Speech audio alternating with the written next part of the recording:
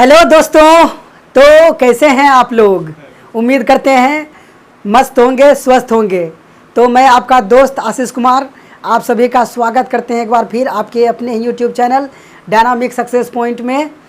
तो जी हाँ दोस्तों, multiple concept the Baahubali concept का सीरीज चल रहा था। उसमें मैंने आपको दिखाया कि उस कॉन्सेप्ट को कैसे अलग अलग चैप्टर में, अलग अलग टॉपिक में हम उसका यूज कर सकते हैं। तो उन्हीं क्रम को आगे बढ़ाते हैं और देखेंगे कि अलग अलग टॉपिक में, अलग अलग चैप्टर में किस तरीक़ा से लगाते हैं। और मेरे ख्याल से YouTube के इतिहास में पहली बार ऐसा है कि कॉन्सेप्ट एक गो है, लेकिन हर क्वेश्चन में वो काम कर रहा है। जिस प्रकार से बाहुबली के पास अनेक समस्या आता है, लेकिन बाहुबली अकेले उसे निपट लेता है, उसी प्रकार से यह कॉन्सेप्ट है। ठीक ना दोस्तों, तो सीखने के लिए वीडियो को ज़रूर पूरा देखें। इस प्रश्न को देखते हैं, ठीक है। और ये परसेंटेज का प्रश्न है, ठीक ना। कि प्रश्न है, एक गांव की जनसंख्या 64,000 है। यदि यह प्रतिवर्ष 10% की वृद्धि होती है तो तीसरे वर्ष के अंत में गांव की जनसंख्या क्या होगी। यानी कि हर साल 10% बढ़ जाता है, तो तीसरे साल के बाद क्या होगा गांव की जनसंख्या, यही आपको बताना है। ठीक है ना।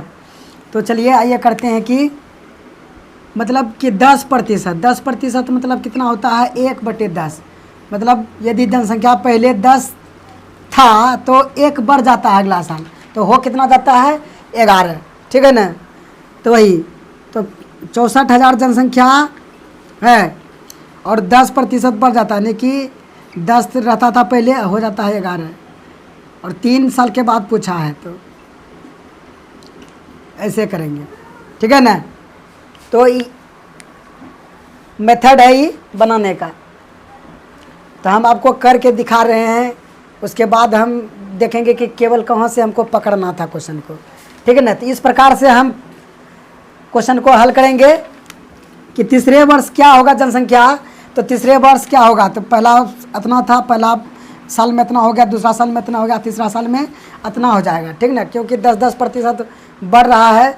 ठीक, 10% का मतलब होता है 1/10, यानी कि 10 से 11 हो गया।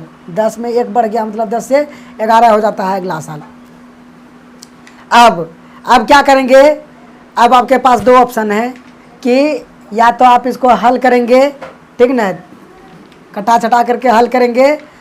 और यदि आपके पास कॉन्सेप्ट है, मल्टीपल कॉन्सेप्ट है, तो आप इसको बिना हल किए हुए करेंगे।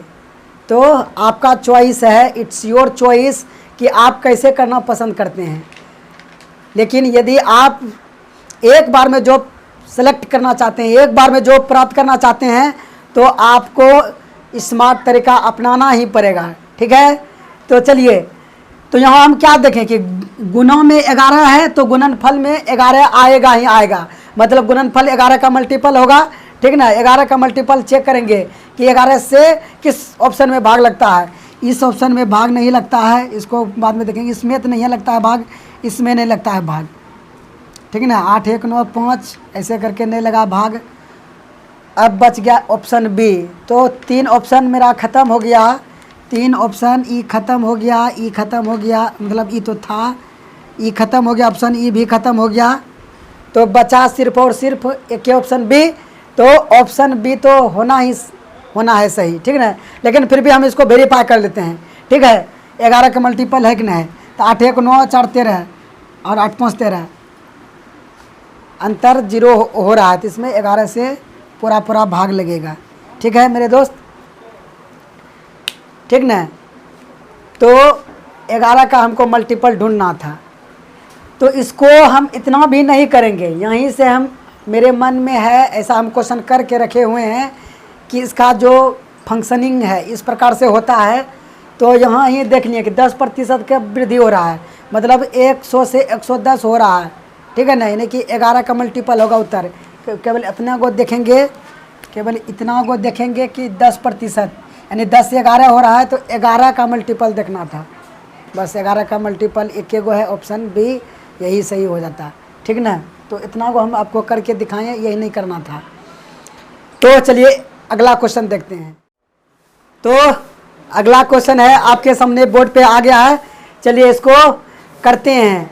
और एक मशीन का मूल्य इतना है, यदि इसमें प्रथम वर्ष 10% कमी, द्वितीय वर्ष 20% की कमी तथा तीसरे वर्ष 30% की कमी होती है, तब 3 वर्ष के बाद मशीन का मूल्य क्या होगा? 3 वर्ष के बाद मशीन का मूल्य क्या होगा? केवल एक के पकड़े हम 10% की कमी हो रहा है, यानी कि 100 से 90 हो रहा है।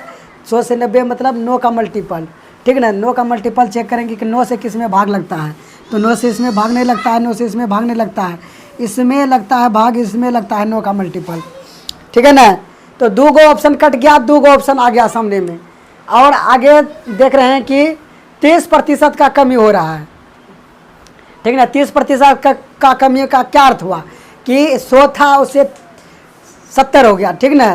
30 घट करके 70 हो गया है। 70 मतलब 7 का मल्टीपल। 7 का मल्टीपल चेक करेंगे अभी दोनों में, तो 7 का मल्टीपल ये नहीं है, तो ये ऑप्शन फिर कट गया, तो ऑप्शन हो गया सी, ठीक है। तो बिल्कुल भी लिखने का ज़रूरत नहीं है, केवल क्वेश्चन देखना है और उत्तर को ऑप्शन में से टिक कर देना है, ठीक है ना। तो क्या किए हम, बोला कि एक मशीन का जो मूल्य है वो 6250 है, ठीक है ना।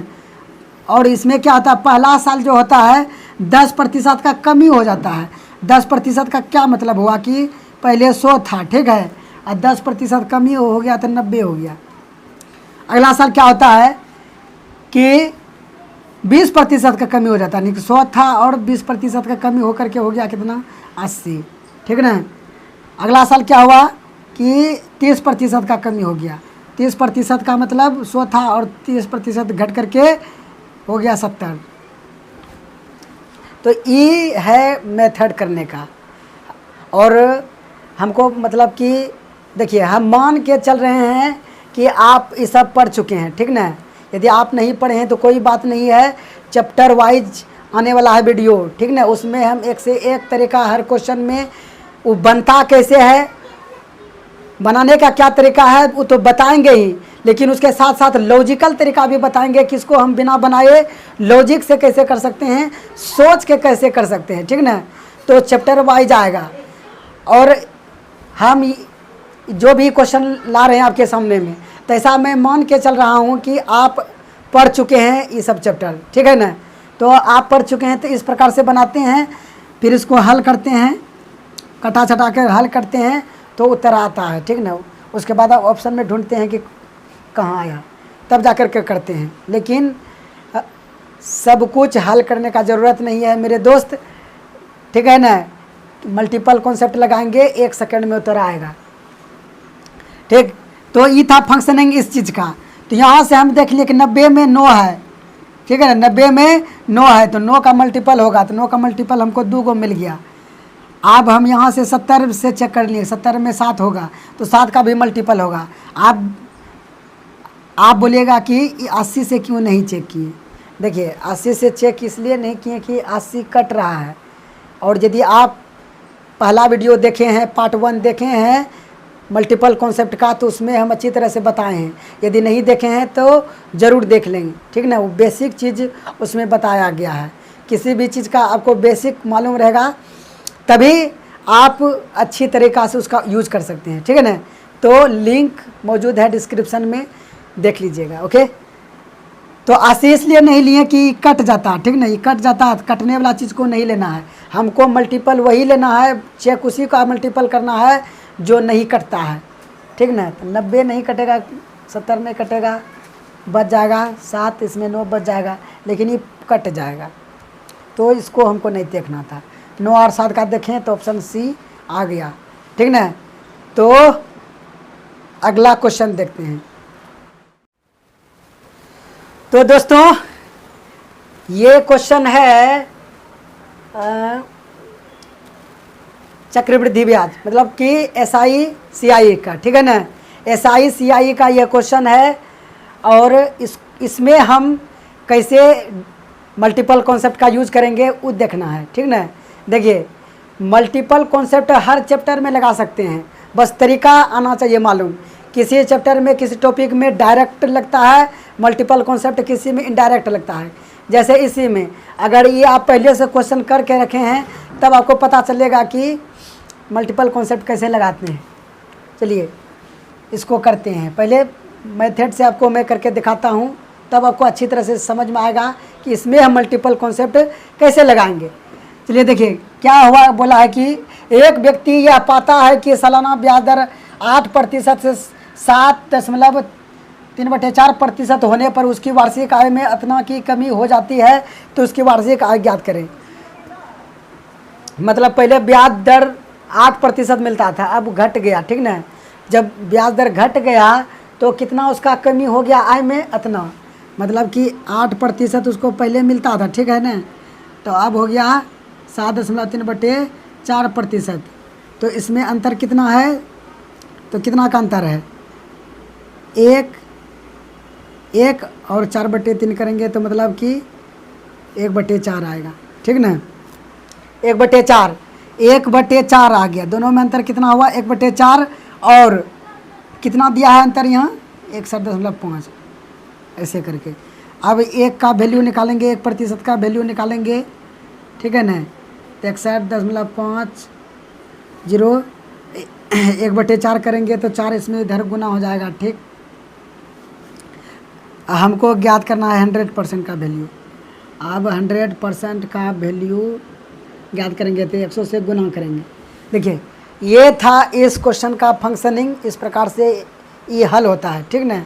अब हम यहाँ क्या देखें कि ई वाला जो भाग है, देखिए 100, देखिए आप यदि पहला पार्ट देखे हैं तो उसमें पता है कि 100 का मल्टीपल होगा, तो सब 100 का मल्टीपल है, 4 का मल्टीपल सब बे है।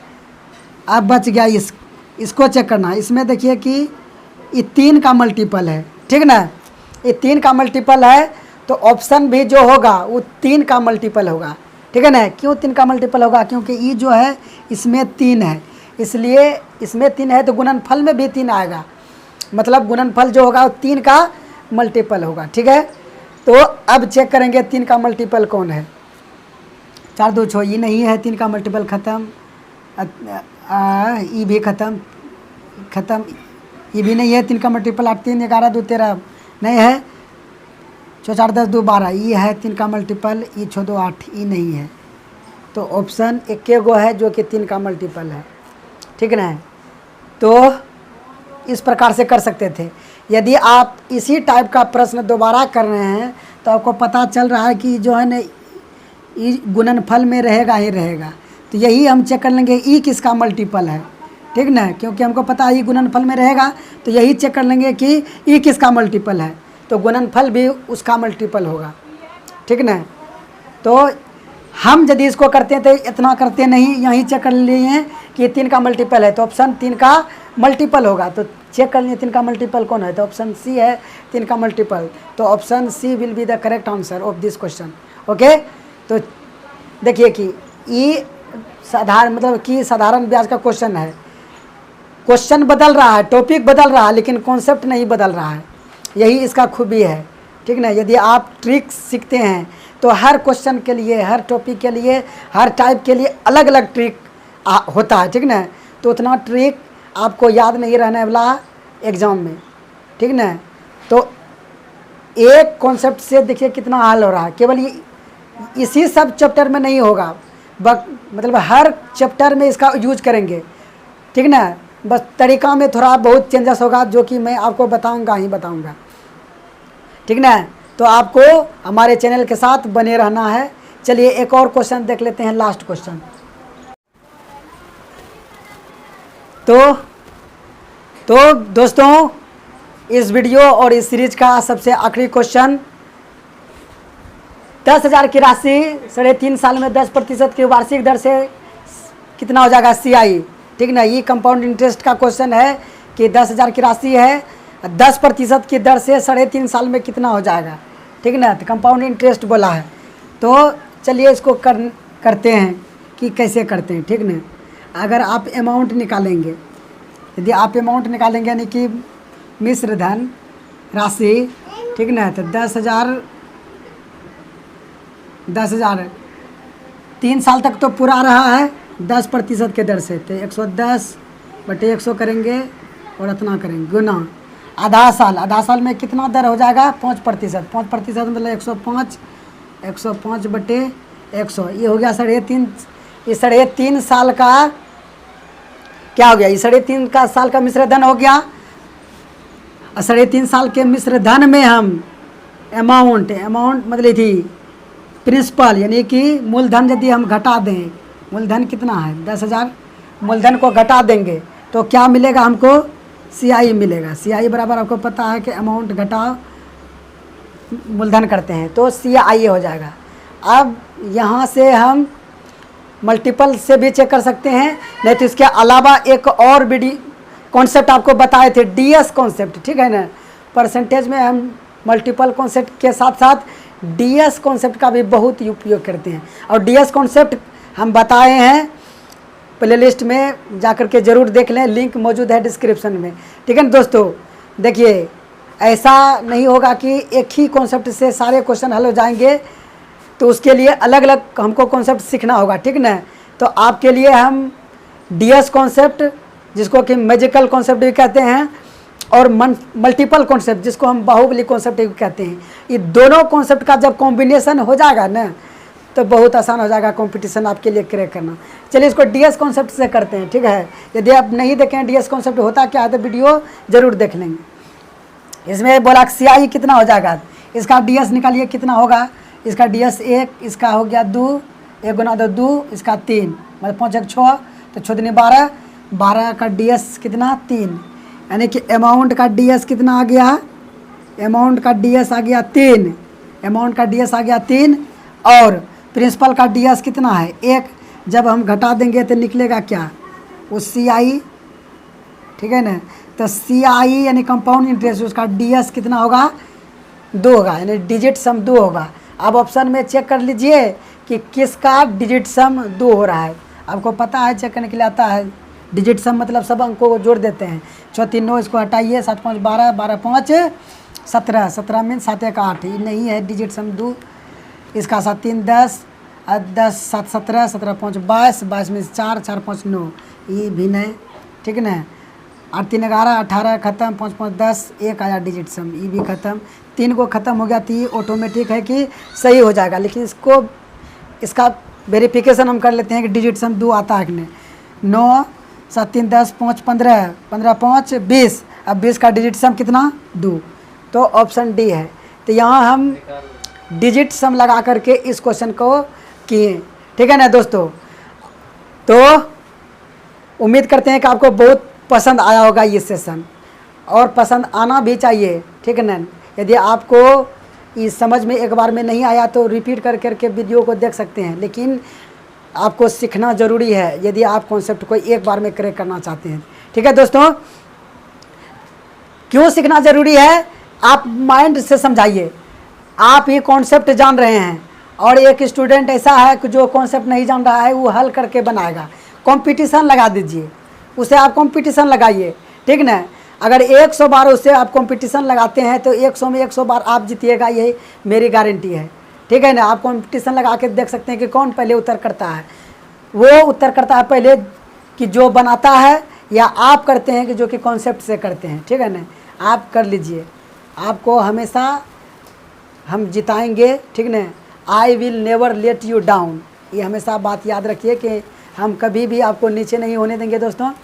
तो यदि आप हमारे चैनल को किसी के माध्यम से देखे हैं, आपके दोस्त के माध्यम से आपके पास पहुंचा है, तो अभी के अभी सब्सक्राइब कर लें। यदि आपने सब्सक्राइब कर रखा है तो अपने मित्रों में, अपने दोस्तों में इसको अधिक से अधिक शेयर करें, लाइक ज़रूर करें, कमेंट करें, ठीक है दोस्तों।